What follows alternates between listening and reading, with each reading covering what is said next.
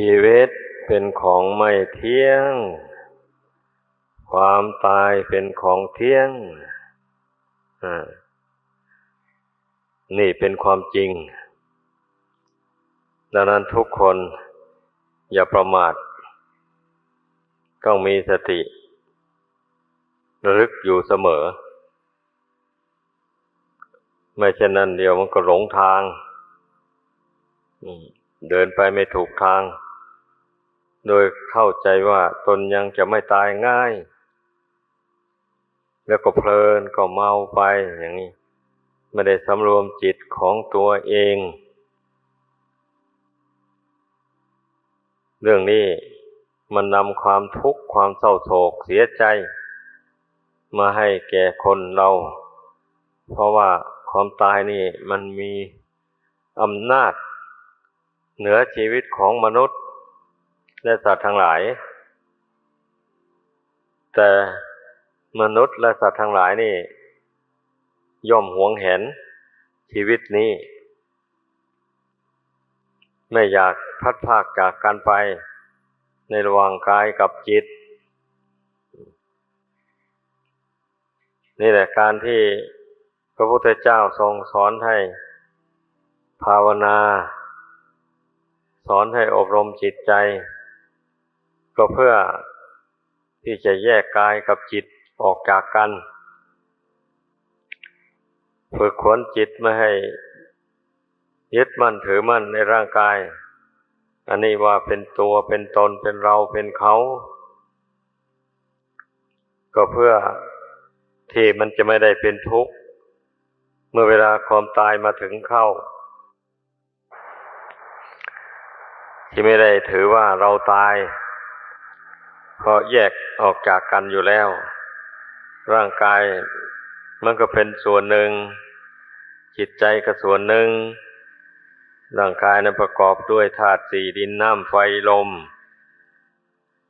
ส่วนดวงจิตนั้นมีความรู้สึกเป็นสัญลักษณ์บอกให้ว่านั่นคือดวงจิตไม่มีรูปร่าง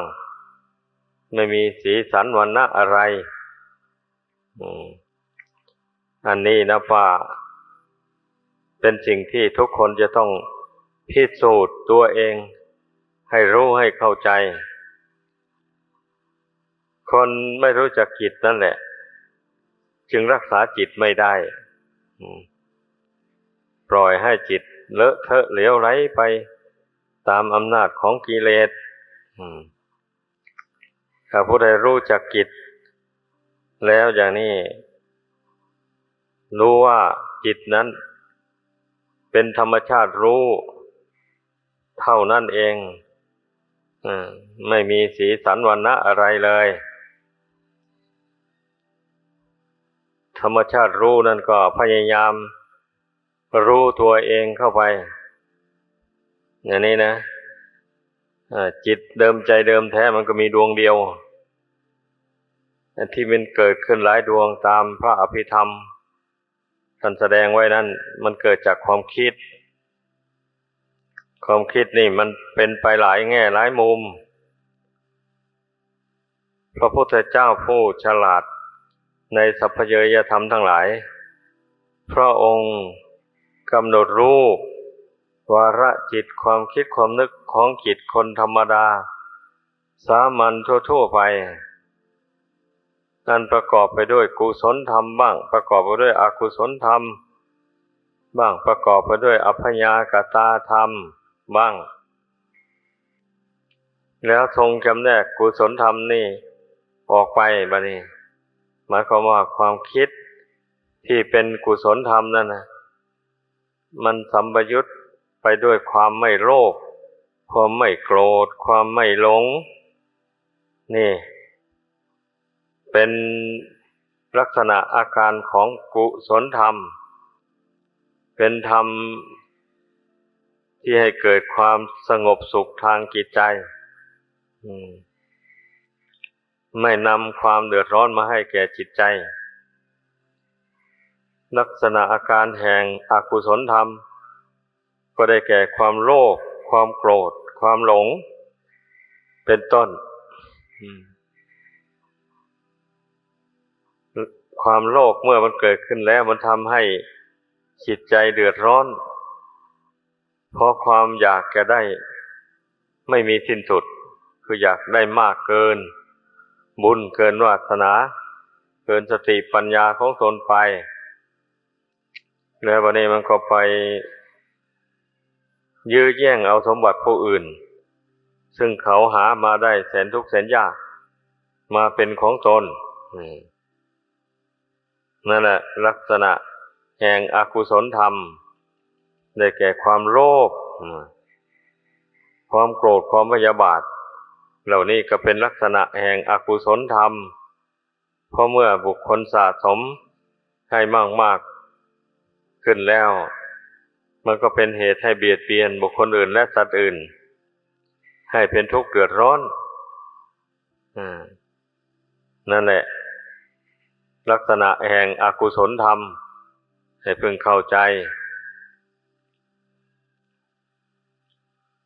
ความหลงมันก็เป็นมูลเหตุที่ให้คนเราทำชั่วได้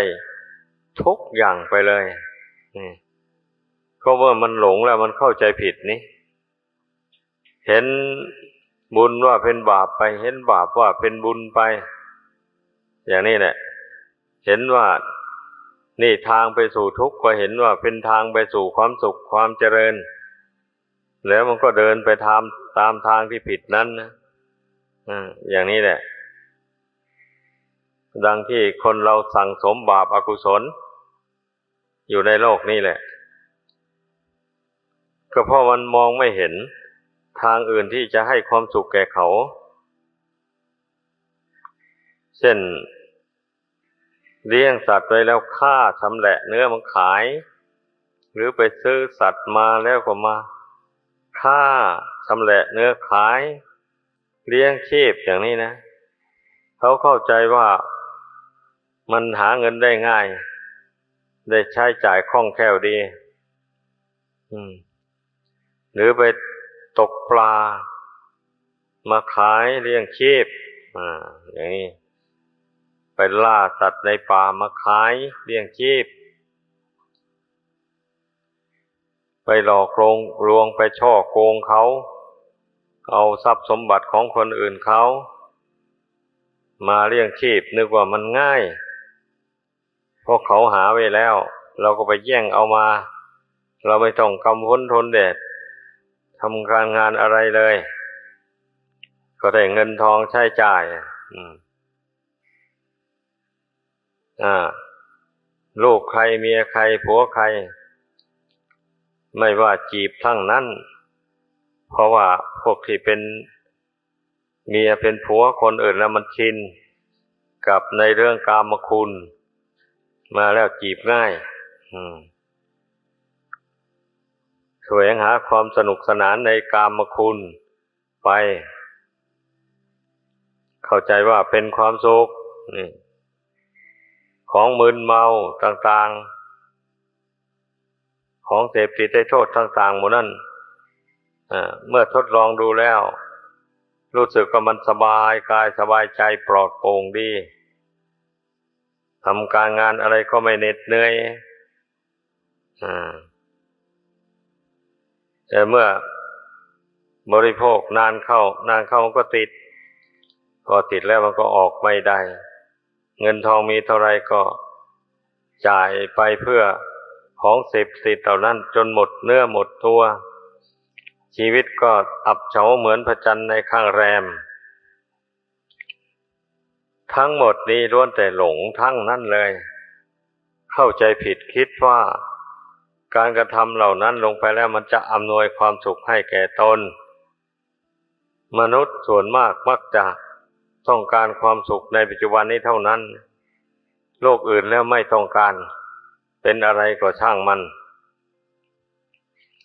เพราะตายไปแล้วเราไม่รู้อะไรนี่ก็เป็นความหลงอันหนึ่งที่บุคคลเข้าใจว่าตายแล้วมันแล้วไปเราก็ไม่รู้อะไรหรอกไปโลกหน้าแล้วนั่นเรียกว่าหลงเข้าใจผิดไปเนื่องจากว่าไม่เชื่อฟังคำสอนของพระพุทธเจ้านั้นแหละถ้าเชื่อคำสอนของพระพุทธเจ้าก็ต้อง รู้ว่าคนเราเนี่ยทำกรรมดีหรือกรรมชั่วอะไรไว้ในโลกนี้เมื่อจิตวิญญาณลากจากร่างกายอันนี้ไปแล้วไปเสวยสุขหรือเสวยทุกข์อยู่ในโลกอื่นเช่นนี้ย่อมระลึกได้เลยนี่ในตำราท่านกล่าวไว้กันว่าผู้ที่เสวยทุกข์กันนี่ก็บอกพิจารณารู้เห็นว่าอ๋อตั้งแต่เป็นมนุษย์เราได้ทำบาปอย่างนั้นอย่างนั้นเช่นฆ่าสัตว์เป็นต้นเหล่านี้แหละบาปกรรมมันนั้นจึงได้นำมาสู่นรกอบายภูมิได้ทนทุกข์ทรมานอยู่อย่างนี้ผู้ทำกุศลคุณงามความดีให้เกิดมีขึ้นในตนในโลกนี้เมื่อละโลกนี้ไปแล้วไปเกิดในที่สุขสบายมันก็รู้ได้ก็นึกถึงว่าเรามีความสุขสบายอย่างนี้เพราะตั้งแต่เป็นมนุษย์เราได้ทำบุญกุศลอะไรหนออย่างนี้นะพอนึกไปมันก็รู้ได้เลยเราได้ให้ทานได้รักษาศีลได้ภาวนาได้ไหว้พระได้เคารพร่มน้อมต่อพระพุทธพระธรรมพระสงฆ์ได้เคารพต่อมารดาบิดาครูบาอาจารย์ผู้มีพระคุณอื่น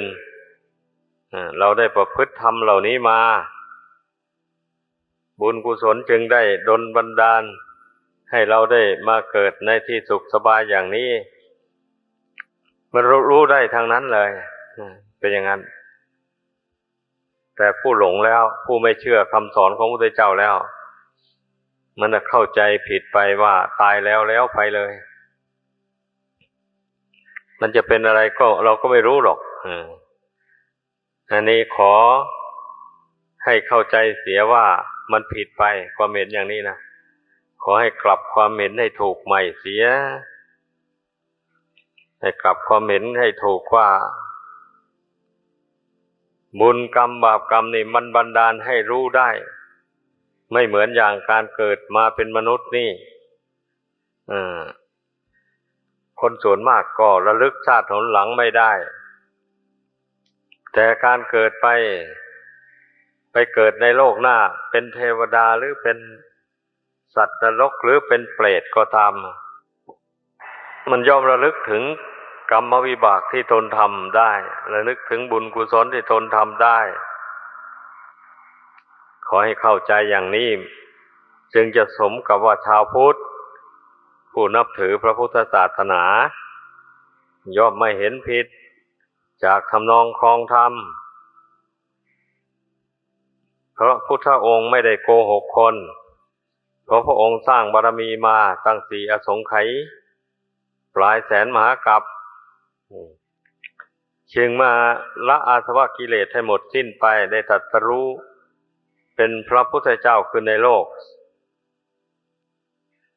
พระองค์ทรงรู้แจ้งสัพพเยยธรรมทั้งหลายมีกุศลธรรมอกุศลธรรมอัพยากตาธรรมเป็นต้นดังกล่าวมานั้นหมายความว่าธรรมทั้งหลายเหล่านี้นะเมื่อบุคคลใดสร้างให้เกิดให้มีขึ้นในตนธรรมเหล่านี้จะนำบุคคลไปเกิดที่สุขสบายได้แก่กุศลธรรมนำไปเกิดที่ทุกข์ที่ยากลำบากได้แก่อกุศลธรรมส่วนอัพยากตาธรรมนั้นก็หมายเอาธรรมที่ไม่ใช่บุญไม่ใช่บาปแต่ท่านกล่าวไว้ในตำรานั้นหมายถึงรูปฌานอรูปฌานนู่นเพราะว่าท่านผู้ใดบรรลุฌานสมาบัติเหล่านั้นแล้วย่อมมีจิตเป็นกลางไม่ใช่บุญไม่ใช่บาปแต่ความจริงแล้วนะเป็นบุญนั่นแหละแต่เป็นมหากุศลผู้ได้บรรลุฌานสมาบัติ8เป็นมหากุศลเป็นกุศลใหญ่เป็นอย่างนั้นแต่ถ้าว่าตามธ ธรรมดาแล้วก็หมายถึงว่าหมายถึงธรรมที่ไม่ใช่บุญไม่ใช่บาปเป็นกลางกลางพากันเข้าใจนี่แหละธรรมทั้งหลายทั้งปวงเหล่านี้มันเกิดขึ้นจากดวงจิตนี่ไม่ได้เกิดที่อื่นพระองค์ได้ทรงอบรมพระทัยของพระองค์ให้บริสุทธิ์ผุดผ่องจากอาสวะกิเลสน้อยใหญ่ทั้งหลายแล้วจึงได้มีพระปัญญาปรีชา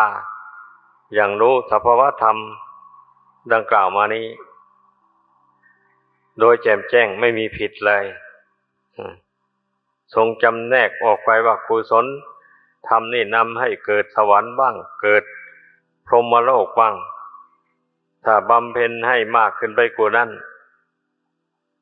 ก็ถึงได้บรรลุถึงโลกุตระธรรมเป็นธรรมอันเหนือโลก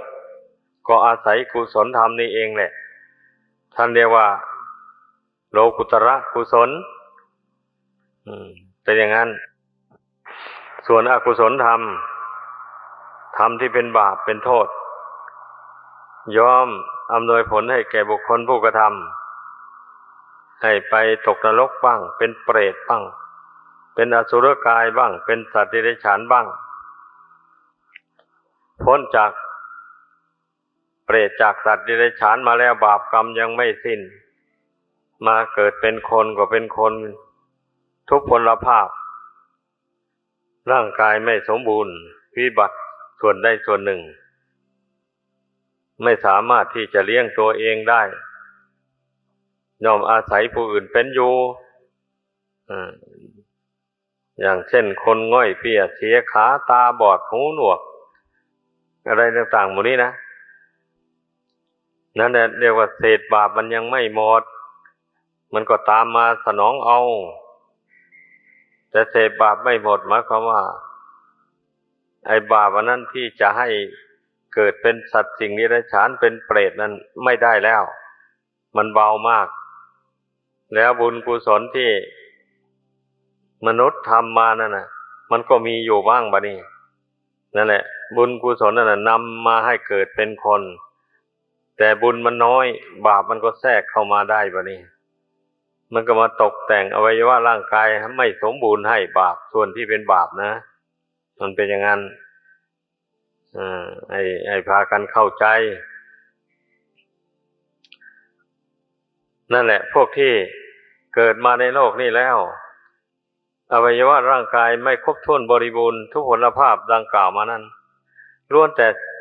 พ้นจากนรกหรือจากเปรตจากอสุรกายจากสัตว์เดรัจฉานมาเศษบาปยังไม่สิ้นแล้วก็พามาเกิดในโลกนี้ก็ให้มีร่างกายทุกพลภาพอย่างนั้นเองไอ้ผู้ที่มีร่างกายสมบูรณ์บริบูรณ์ดีไม่เสียหายส่วนใดส่วนหนึ่งเป็นต้นว่าตาบอดหูหนวกอันนี้ก็ไม่มีขาด้วนแขนด้วนก็ไม่มีเป็นใบ้เป็นบ้าก็ไม่เป็นอย่างนี้นะอันนี้แสดงว่าแต่ชาติก่อนเป็นผู้ได้เสวยวิบากกรรมนั้นหมดแล้วบัดนี้บุญกุศลที่ทำมาแต่ก่อนนั้นมาอำนวยผลให้มาได้เกิดเป็นคนมีร่างกายบริบูรณ์ทุกส่วนต้องเรียนรู้ไว้เหตุปัจจัยของชีวิตมันเป็นมาอย่างนี้แหละผู้ใดเรียนรู้ไว้อย่างนี้แล้วมันก็กลัวความทุกข์กลัวความวิบัติของอัตภาพร่างกายเช่นนั้นเนี่ยก็ไม่ทำบาปเพราะบุคคลมานึกว่าตนยังละกิเลสไม่หมดจำเป็นต้องได้เกิดอีกเพราะได้ทำกรรมดีกรรมชั่วต่างๆบัดนี้ก็จะเว้นจากกรรมอันชั่วเพราะไม่ต้องการอย่างนั้นไม่ต้องการความทุกข์อย่างนั้นผู้ใดคิดได้อย่างนี้แล้วมันก็เว้นได้มันก็เว้นจากบาป5ประการด้านได้เว้นจากฆ่าสัตว์ลักทรัพย์ประพฤติผิดในกามกล่าวมุสาวาทดื่มสุราเมรัย กัญชายาฝิ่นเฮโรอีนถ้าเป็นนักบวชได้สมาทานศีล8ศีล10ศีล227แล้วอย่างนี้ก็พยายามรักษาให้บริสุทธิ์ไม่ล่วงละเมิดสิกขาบทพุทธบัญญัติต่างๆนั่นเพราะว่ากลัวกรรมชั่วนี่มันจะไปตกแต่งให้ตนได้รับทุกข์ทนทรมานในโลกหน้าต่อไปหรือในปัจจุบันนี้ก็ผู้ใดล่วงสิกขาบทวินัยน้อยใหญ่ถ้าว่าไปล่วงสิกขาบทอันหนักเข้าไปแล้วอย่างนี้ก็ขาดจากความเป็นนักบวชไปเลยต้องไปเป็นคฤหัสถ์นั่นแต่ถ้าต้องโทษขนาดกลางขนาดเบาลงมานี่หากว่าเปิดเผยออกมาเสียสารภาพผิดลงมาแล้วก็ยอมให้สงฆ์ลงโทษตามระเบียบที่พระพุทธเจ้าทรงบัญญัติไว้เมื่อยอมรับโทษนั้นไปครบกำหนดแล้วก็เป็นอันว่าพ้นบาปพ้นโทษนั้นไปได้นี่มันเป็นอย่างนี้เป็นคฤหัสถ์ผู้เมื่อรู้ว่าศีลของตนด่างพร้อยหรือมันขาดด้วยความประมาทเลินเล่ออย่างใดอย่างหนึ่งเมื่อรู้ตัวแล้วก็มาขอสมทานศีลกับพระสงฆ์องค์เจ้าหรือว่าผู้สมทานศีล5อย่างนี้จะขอสมทานศีล5กับผู้รักษาศีล8มาก็ได้ไม่มีปัญหาอะไรนี่โทษทั้งหลายในโลกนี้บุคคลสามารถละได้แก้ได้บางอย่างนะบางอย่างก็แก้ไม่ได้อย่างว่านั่นแหละแล้วก็ต้องเปลี่ยนเพศเสียใหม่แล้วผู้นั้นถ้าว่ารักษาศีล5ศีลอุโบสถไปมันก็เป็นบุญเป็นกุศลไปส่วนที่เป็นบาปมันก็เป็นบาปไปบัดนี้ส่วนที่เป็นบาปมันก็เสวยผลของบาปไปเมื่อพ้นจากผลของบาปนั่นแล้วก็มาเสวยผลบุญที่ตนได้กระทำบำเพ็ญมาเช่นนี้แหละคนเรามันทำทั้งบุญทั้งบาปเมื่อทำบาปแล้วก็ไม่มีปัญญาละเว้นสะสมบาปนั่นติดตัวไปเช่นนี้มันก็ต้องอำนวยผลให้เป็นทุกข์แน่นอนถ้าผู้ใดรู้ว่าตนทำบาปแล้วอย่างนี้สารภาพผิดมาปฏิญญาณตนต่อหน้าผู้ทรงศีลทรงธรรมแล้วไม่ทำต่อไปอีกบำเพ็ญกุศลคุณงามความดีให้สูงขึ้นไปอย่างนี้แล้วบาปมันก็ตามไม่ทันต้องให้เข้าใจกันไม่ใช่ว่าผู้ใดทำบาปอันใดต้องได้เสวยผลแห่งบาปอันนั้นทุกกรณีไปไม่ใช่อย่างนั้นนะบาปที่เป็นละหุกรรมเป็นกรรมมันเบานี่นะเมื่อบุคคลรู้ตัวสารภาพผิดเสียแล้วตั้งใจสำรวมระวังต่อไปไม่ทำอีกต่อไปอย่างนี้นะมันสามารถหมดไปได้บาปนั่นนะระงับไปได้ต้องให้เข้าใจอย่างนี้ผู้นับถือพระพุทธศาสนาอย่าไปสงสัยลังเลต่างๆบางคนก็ไม่เข้าใจนะนึกว่าตนทำบาปลงไว้จะได้รับบาปไปทุกอย่างก็เลยตามเลยไปอย่างนี้มีอยู่มากมายเพราะฉะนั้นจึงขอแนะนำไว้ในที่นี้เลยว่าละหุกรรมอันบาปเบานี่นะบาปอย่างเบาได้แก่การฆ่าสัตว์ไม่ถึงฆ่ามารดาบิดาไม่ถึงฆ่าพระอรหันต์อย่างนี้นะลักทรัพย์ประพฤติผิดในกามกล่าวมุสาวาทกล่าวมุสาวาทนี่ ถ้าเป็นพระภิกษุสามเณรไม่ถึงกับไปอวดอุตริมนุสธรรมเรียกว่าพูดปดธรรมดาธรรมดาอย่างนี้แล้วก็ดื่มสุราเมลัยกัญชายาวินเฮโรอีนหมู่นี้ท่านจัดว่าเป็นละหุกรรมเป็นกรรมเบาบุคคลละได้เมื่อเห็นโทษของมันแล้วควรจะพากันเห็นโทษแห่งกรรมชั่วเหล่านี้แหละเพราะว่าแต่ละคนท่องเที่ยวเกิดแก่เจ็บตายมาในสงสารนี่มากไม่เหลือที่จะพรรณนานับชาตินับภพไม่ถ้วนเลยบางทีไปคบคนชั่วเข้าบางชาตินะคนชั่วเขาชักชวนทำบาปมีฆ่าสัตว์เป็นต้นดังกล่าวมานั่นตายแล้วก็ไปไหม้ในนรกอีกอย่างนี้กระทนทุกข์ทรมานอยู่ในนรกนานแสนนานกว่าจะได้เกิดมาเป็นคนดังกล่าวมาแล้วนั่นแหละบัดนี้เมื่อเรามารู้ตัวกันอย่างนี้แล้วเรามาได้พบพุทธศาสนาคำสอนของพระพุทธเจ้าแล้วพวกควรที่จะพากันศึกษาให้รู้ให้เข้าใจบาปเป็นอย่างไรบุญเป็นอย่างไรอย่างนี้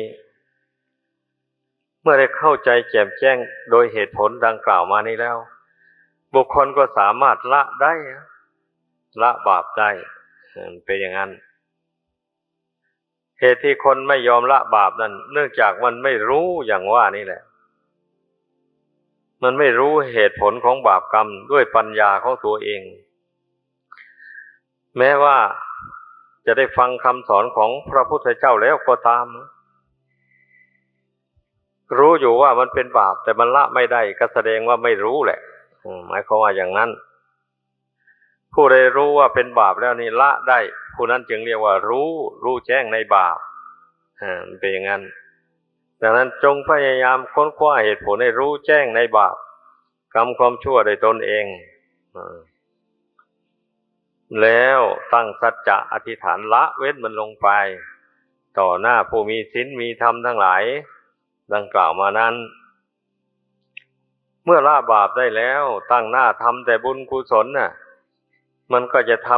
ำความเกิดแก่เจ็บตายให้น้อยลงโดยลำดับไปเมื่อตั้งหน้าทำแต่บุญกุศลชาติใดเกิดมาก็มาทำบุญสั่งสมบุญกุศลไม่ทำบาปอย่างนี้นะบุญมันก็มากขึ้นโดยลำดับในที่สุดมันก็เต็มได้ง่ายเพราะมันไม่มีบาปมาแทรกแซงมารบกวนเมื่อบุญกุศลเต็มแล้วส่วนมากก็นำให้ไปเกิด